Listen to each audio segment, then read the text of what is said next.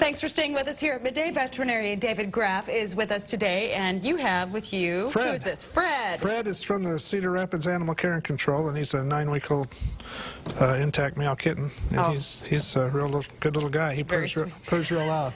And could that be even cuter, playing with his own tail?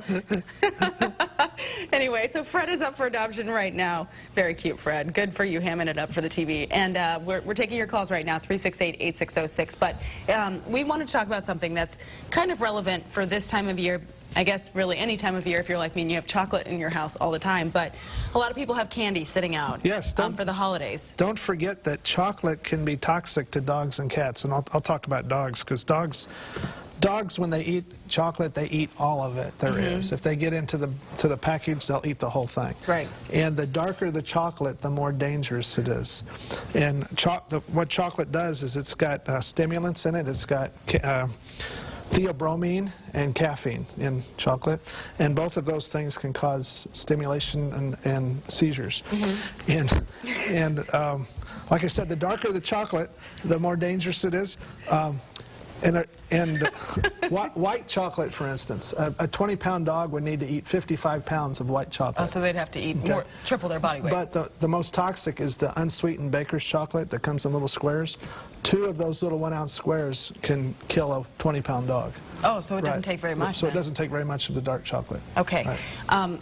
I think we should maybe mention, too, you know, there's a lot of other foods. You know, people like to give table scraps, but there's a lot of foods that can be really damaging to your pets. Right.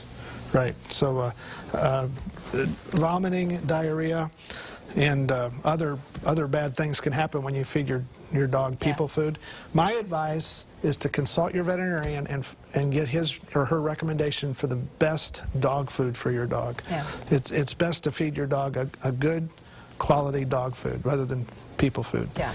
It's impossible for me to mix up a diet using ingredients off the shelf and have a proper balanced diet. So and that's why you need to feed a commercial diet that's properly balanced. Okay. Real quick, we have Virginia on the phone with a question. Go ahead, Virginia. We had a dog we had to put to sleep. She was a 10-year-old Cocker Spaniel. She had blood cancer. Have you heard of it, or do you know what could have caused it? It was a cancer of the bone marrow. The blood components are made in the bone marrow, and yeah, that's called myeloma.